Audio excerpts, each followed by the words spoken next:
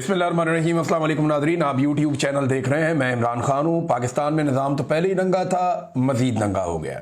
ये कैसे हुआ देखें। सुहेल अफरीदी ने एक वाक़या सुनाया और उस वाक़े ने पूरे निज़ाम के कपड़े उतार दिए। जो एक आधा लंगोट बाकी था वो भी उतार दिए।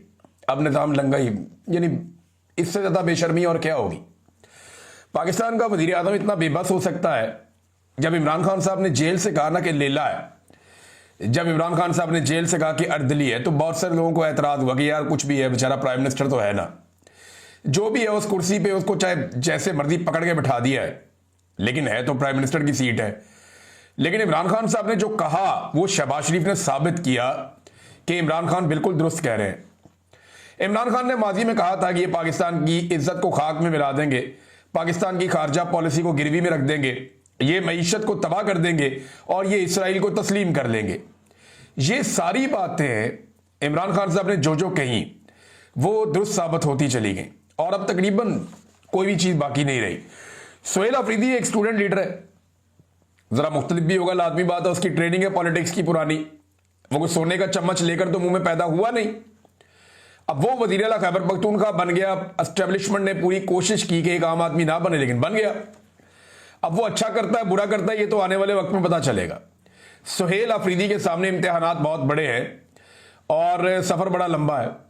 देखना यह है कि सुहेल अफरीदी कितनी कोशिश करते हैं और कर पाते हैं या नहीं। इन सवालों के जवाब हमें आने वाले वक्त में मिलेंगे। मगर शहबाज शरीफ साहब ने टेलीफोन किया सुहेल अफरीदी को, ये उन्होंने बताया अडियाला जेल के बाहर पहुंच के। एक तो सुहेल अफरीदी जब अडियाला जेल के बाहर पहुंचे तो इमरान खान साहब से उन्होंने मुलाकात करनी थी। एक दिन पहले उन्होंने हलफ लिया और अगले दिन पहुंच गए इमरान खान साहब से मिलने के लिए।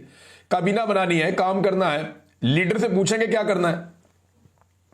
तो जब वो पहुंचे वहां पे तो उनको मुलाकात नहीं करवाई गई। अडियाला के दरवाजे वज़ीर आला खैबर पख्तूनख्वा के लिए नहीं खोले गए।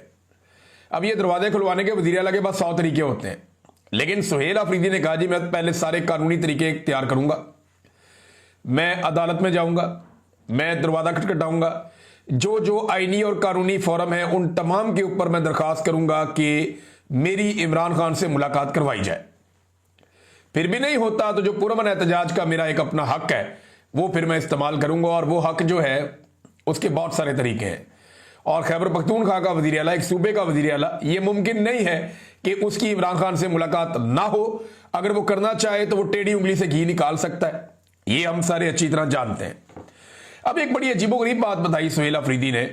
उसने कहा जी मुझे शहबाज शरीफ का फोन आया था, तो शहबाज शरीफ ने मुझे मुबारकबाद दी।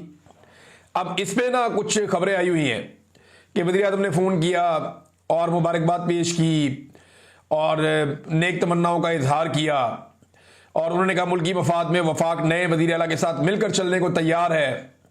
ये सारा कुछ जो है, हालांकि इससे पहले इसको रोकने की बड़ी कोशिश की। यही शहबाज शरीफ के जो इंफॉर्मेशन मिनिस्टर ने, बाकी लोगों ने मिलकर प्रेस कॉन्फ्रेंसें की, कभी नहीं बनने देंगे, हम देखते हैं कैसे बनता है। बड़ी बड़ी इन्होंने ज़मीन आसमान के कलाबे मिलाए और वही मिलिट्री एस्टेब्लिशमेंट के कहने पे। लेकिन हुआ क्या, वो बन गया। अब जब बन गया तो उसको मुबारकबाद का फोन किया। ये आत्मा में हुज्जत है। ये बात याद रखें कि जो इस वक्त मिलिट्री की आदत है या इस वक्त जो पाकिस्तान के अंदर अर्दली हुकूमत बैठी हुई है, ये मिलकर एक ऐसे हालात पैदा कर देंगे कि इनके सामने कोई रुकावट ही ना हो। क्योंकि डोनाल्ड ट्रंप ने बज़ाहिर अपना हाथ इनके सर पे रख दिया है। अब ऐसी सूरत हाल में ये कोई रुकावट बर्दाश्त नहीं करेंगे। सबको अपने इक़्तिदार को तूल देना है और इन सबको पता है कि अवाम इनकी दुश्मन है। जिस दिन ये अवाम के हत्थे चढ़ गए, अवाम इनकी तबीयत साफ कर देगी। ये सारे जानते हैं, अच्छी तरह जानते हैं। लिहाजा अब वो रास्ता बंद करेंगे जहां से उन्हें इस बात का खदशा हो कि अवाम उनके सामने आकर खड़ी हो सकती है। तो शहबाज शरीफ को सुहेल अफरीदी ने कहा जी कि अवाम को कोई सजा नहीं मिलनी चाहिए सियासी मामलात के हवाले से। मैंने अपने लीडर से मिलना है, तो मैं आपको बता रहा हूं कि मेरी इमरान खान से मुलाकात करवाई जाए। तो इस पर शहबाज शरीफ साहब ने वो सुनहरी अल्फाज कहे जो पाकिस्तान की तारीख में लिखे जाएंगे। शहबाज शरीफ ने कहा कि मैं पूछ कर बताता हूं। अंदाजा करें आप कि इमरान खान ने कहा कि यह लेला है, जिधर मर्जी बांध दो। इमरान खान ने कहा यह अर्दली है, इसकी कोई औकात नहीं। शहबाज शरीफ ने यह साबित किया कि जेल में कैद एक साबिक वज़ीर आज़म से मुलाकात करवानी है, एक नौ मुंतखब वज़ीर आला की, और उसको मुबारकबाद के लिए फोन कर रहा है, उसने पहली ख्वाहिश का इजहार किया मेरी इमरान खान से मुलाकात करवाओ। तो इस पे शहबाज शरीफ ने कहा कि पूछ कर बताता हूं, ये औकात है पाकिस्तान के वजीर आजम की। पूछना किससे होगा? जूनियर ऑफिसर से पूछेगा, वो अपने सीनियर ऑफिसर से पूछेगा, बात फील्ड मार्शल तक जाएगी, वहां से इजाजत मिलती है तो ठीक है, नहीं मिलती तो नहीं मिलती। ये जनाब पाकिस्तान के वजीर आजम के हालात हैं। और उसके बाद दोबारा वजीर आजम ने फोन नहीं किया। अब सवेला अफरीदी ने कहा जी मैं तमाम कानूनी और आईनी रस्ते इख्तियार करता हूं ताकि कल को कोई हमें इल्जाम ना दे सके कि जनाब हमने कोऑपरेशन नहीं किया। अब आ जाए, ये तो वहां मुलाकात तो हुई नहीं, लेकिन तोशाखाना 2 का केस चला है। इमरान खान साहब की फैमिली अंदर गई है। खान साहब ने क्या क्या कहा वो मैं आपको बताता हूं, लेकिन पहले तोशाखाना 2 में एक लंबी तारीख दे दी गई है और अगली तारीख डाली गई है 29 अक्टूबर, यानी अगले 15 दिनों तक कोई समाअत होने नहीं जा रही। 29 अक्टूबर की तारीख डाली गई है और मुझे ऐसा लगता है कि शायद 29 अक्टूबर को भी एक लंबी तारीख डाल दी जाए। बज़ाहिर दिखाई दे रहा है कि इमरान खान साहब को आइसोलेशन में डालने की तैयारी हो रही है, क्योंकि अब इमरान खान साहब की जो भी मुलाकात होती है या जो भी बातचीत होती है वो तभी होती है जब जेल में समाअत होती है, उसके अलावा नहीं होती। अब ये जो 2 हफ्ते की तारीख डाल दी गई है, यानी आज 16 तारीख है, 29 तारीख 2 हफ्ते की तारीख है। 2 हफ्ते की तारीख का मतलब यह है कि अब इमरान खान साहब की मुलाकातें बंद हो जाएंगी, फैमिली नहीं मिल पाएगी, अदालत के अंदर केस नहीं लगेगा तो सहाफी उन्हें नहीं सुन पाएंगे, वकला नहीं मिल पाएंगे। तो कोशिश की जा रही है कि जब तक एक्सटेंशन का टाइम नहीं गुजर जाता मैक्सिमम चीजें कंट्रोल रखी जाए, चीजों पे मैक्सिमम कंट्रोल रखा जाए जब तक के 29 तारीख नवंबर की नहीं गुजर जाती और आर्मी चीफ की एक्सटेंशन मैच्योर नहीं हो जाती। वैसे तो इन्होंने ली हुई है एक तरह से, लेकिन मेरा रब जानता है कि कौन कहां कब तक बैठा है और किसका दाना पानी कब तक लिखा है। बहरहाल 29 तारीख तक की डेट दे दी गई। आज एक केस चल रहा था अलकादर का भी इस्लामाबाद हाई कोर्ट में। इस्लामाबाद हाई कोर्ट में अलकादर यूनिवर्सिटी वाला केस था और ये 10 महीनों के बाद पाकिस्तान तहरीक इंसाफ का केस लगा था। तहरीक इंसाफ के लोगों को पता चला जनाब कि कैंसिल हो गया। जब वो वहां पहुंचे कि जनाब हमारा केस सुना जाए, और काफी गमो गुस्सा था उनमें कि ये क्या बकवास है, 10 महीने बाद केस लगा फिर कैंसिल कर दिया। तो जनाब वजह यह पता चली कि चीफ जस्टिस साहब ने एक जोहराने में जाना था। जोहराना कहते हैं दावत को, दोपहर की दावत को। दोपहर को कोई रोटी शोटी मिल रही है आपको तो दोपहर का खाना जो है उसको जोहराना कहते हैं। तो chief justice Islamabad high court वो चले गए जोहराने पर और साबिक वजीर आजम और खातून अव्वल का वो केस जो 10 महीने के बाद लगा वो उन्होंने नहीं सुना। भाई जज को भर्ती करते हैं केस सुनने के लिए, रोटियां तोड़ने के लिए नहीं करते। ये जोहराने दावतें ये सानवी चीजें होती हैं। जज की पहली रिस्पॉन्सिबिलिटी होती है कि इंसाफ फराहम करे, जस्टिस प्रोवाइड करे लोगों को जो लोग इंसाफ मांगने के लिए आते हैं। साबिक वजीर आजम और उनकी एहलिया का केस 10 महीने से लगा हुआ, यह जज लगने ही नहीं दे रहा था। अब जब केस लगा बहुत ज्यादा शोर मच गया पूरी दुनिया में। जब केस लगा तो ये दावत के ऊपर निकल लिए जनाब आज मैं दावत खाने जा रहा हूं, आज मैं ये केस नहीं सुन सकता।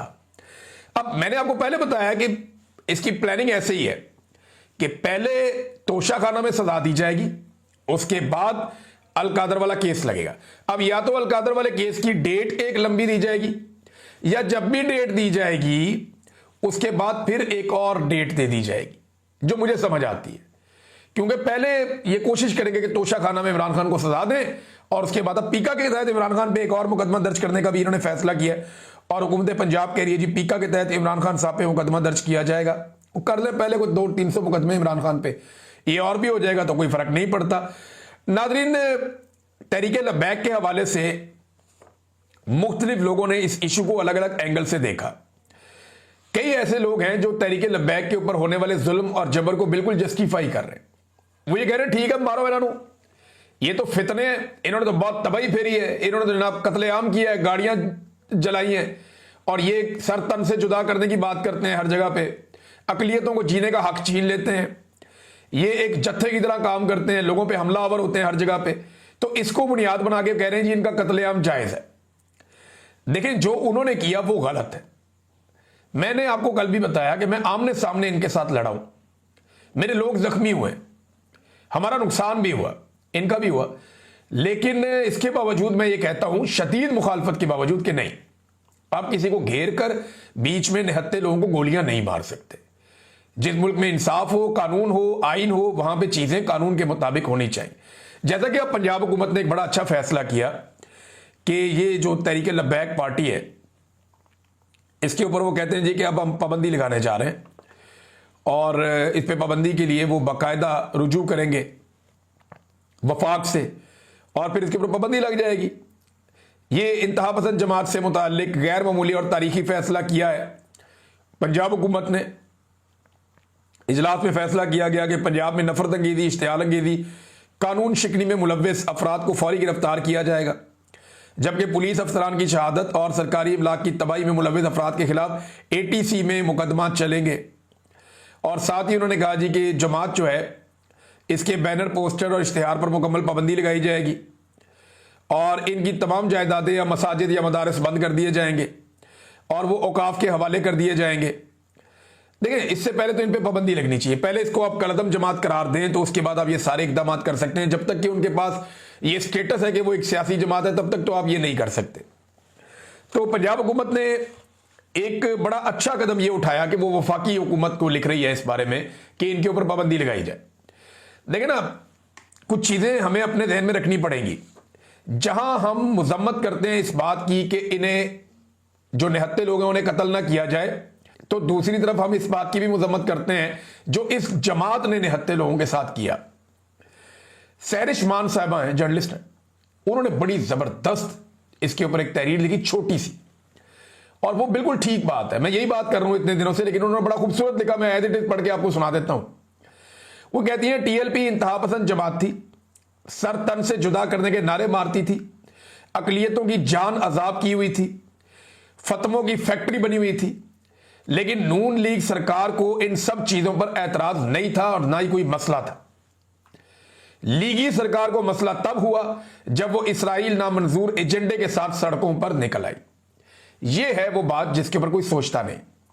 ये है वो बात जिस पे कोई तवज्जो नहीं देता कि दरअसल हुकूमत को हुआ क्या। जब तक ये बाकी सारे गंदे काम कर रहे थे तब तक ना आपने इनके खिलाफ कोई एक्शन ही नहीं लिया, और जब ये इसराइल के खिलाफ निकले तो आपने पकड़ के अपनी गेम उठा दी पूरी दुनिया में और जाके इसराइल को और अमेरिका को बता दिया कि जनाब हम तो आपके साथ खड़े हैं। देखें, हमने तो लाशें बिछा दी हैं वहां पे। अब कई लोग लाशें छुपाने की कार्रवाई का हिस्सा बन रहे हैं। जनाब, बंदा कोई नहीं मरा, नहीं जी, बंदे तो मरे हैं। यानी 1 दर्जन 2 दर्जन बंदों का, तो यानी इसके आसपास 20 एक लोगों की लाशें तो बाकायदा वीडियोज मौजूद हैं और तस्वीर मौजूद हैं, लोग उठाकर लेकर जा रहे हैं।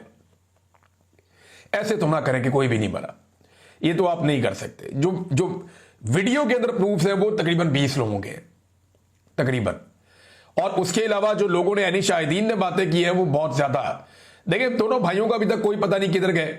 अब मैं तो आपको कंफर्म कर सकता हूं कि एजेंसियों के पास है, एजेंसियां फैसला करेगी उनकी किस्मत का। जुम्मे के दिन के लिए इनको बड़ा प्रॉब्लम पड़ा हुआ है। कोशिश कर रहे हैं कि जुम्मे को एहतजाज ना हो, लोग ना निकले, क्योंकि ये बड़ा जुल्म हुआ है, बड़ा जबर हुआ है। इमरान खान साहब ने खैबर पख्तूनख्वा में अनाउंसमेंट की है कि जुम्मे को लोग निकले और निकल कर एहतजाज करें। उलमा इकराम ने भी कहा पंजाब में, सिंध में, हर जगह पे निकले। अब देखते हैं लोग कितनी बड़ी तादाद में निकले। जुल्म तो बहुत बड़ा हुआ है। जुल्म के खिलाफ पाकिस्तानियों को, तमाम लोगों को खड़े होकर आवाज उठानी चाहिए, नहीं तो बारी बारी सबकी बारी। जहां आप तहरीके लब्बैक को ये समझते हैं कि वो ज्यादती करती आ रही है, जुल्म करती आ रही है, फतवों की एक फैक्ट्री लगी हुई है, मिंबर रसूल पे बैठ के ये गंदी गालियां देते हैं, जहां आप उनके ऊपर तनकीद करते हैं ना, आपके अंदर ये जुर्रत है, वहां आप ये भी करें कि इनके साथ भी ज्यादती हुई है और इनके साथ जुल्म हुआ। ये नहीं होना चाहिए था। हाँ, जो कानूनी रास्ता है वो अपनाए। पंजाब हुकूमत ने ठीक किया कि जाए इनके ऊपर पाबंदी लगवाएं। वहां पे तहरीके लब्बैक के पास ये कानूनी हक मौजूद रहेगा कि वो जाएंगे, जाके सुप्रीम कोर्ट में चैलेंज कर देंगे और चैलेंज करके कहेंगे जी हमारी जमात के ऊपर बिला वजह पाबंदी लग गई है, ये पाबंदी उठाई जाए, हम अपनी सियासत करना चाहते हैं। वो ये कर सकते हैं। देखिए ना, जिन लोगों को कत्ल कर दिया गया वो जहां मर्जी अपील करें, वो लाशें हैं ना, इंसान वापस जिंदा तो नहीं हो सकते।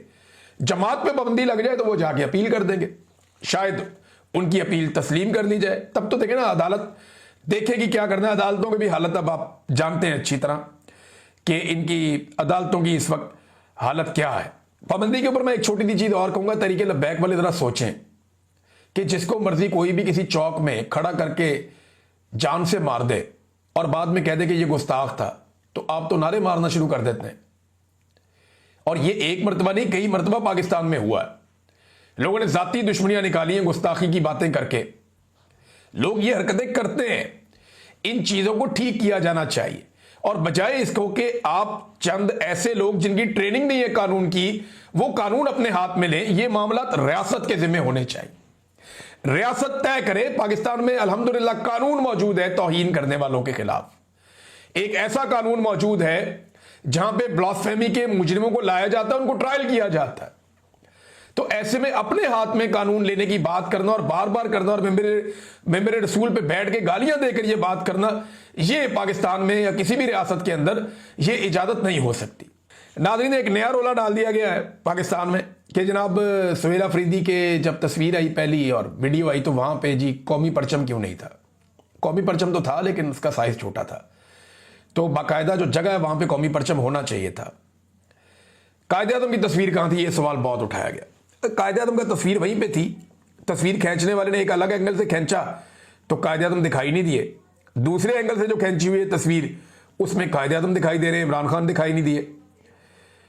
अब कई जगहों पे हमने देखा कि कायदे-ए-आज़म का फोटो गायब है, कई जगहों पे देखा, लेकिन जितना रोला टाउटों ने यहां पे मचाया उतना रोला हमने इससे पहले कभी सुना नहीं। मुझे अच्छी तरह याद है 14 अगस्त आ गई तो तनख्वाहदार जर्नैलों की फोटो में लगी हुई थी, पूरे पूरे टब्बर की फोटो गर्दी हो रही थी अखबारात के ऊपर, बोर्ड्स के ऊपर, इश्तिहारात के अंदर, हर जगह पे कायदे-ए-आज़म का फोटो गायब था। और कायदे-ए-आज़म का फोटो इतना गायब किया गया कि पाकिस्तानियों को ट्रेंड चलाना पड़ा इसके लिए कि कायदे-ए-आज़म का फोटो कहां है। और उसके बाद पाकिस्तानियों ने बाकायदा एक एहतजाज की कॉल दी और कायदे-ए-आज़म के फोटोज लेकर लोग बाहर निकले। आज जो लोग आवाज उठा रहे हैं उन्होंने तब आवाज क्यों नहीं उठाई कि जब लोग कायदे-ए-आज़म के फोटो के साथ बाहर निकले और उनके ऊपर दहशतगर्दी के मुकदमा दर्ज किए गए। ना सिर्फ उन्हें गिरफ्तार किया गया बल्कि उन पर संगीन मुकदमा दर्ज किए गए, बल्कि जो सहाफी इसकी कवरेज के लिए गए थे उन्हें भी गिरफ्तार किया गया। याद है नज़ीम लगारी साहब के साथ क्या किया गया था, वो सिर्फ कवरेज कर रहे थे कि कायदे-ए-आज़म की फोटोज के साथ लोग बाहर आए। तो कायदे-ए-आज़म की तस्वीर से इतनी ये लोग नफरत करते हैं, लेकिन एक जगह पे जब कायदे-ए-आज़म का फोटो सुहेल अफरीदी से पूछा, उसने कहा जी इनको तो नोटों पे कायदे-ए-आज़म नजर आता है और कहीं नहीं आता।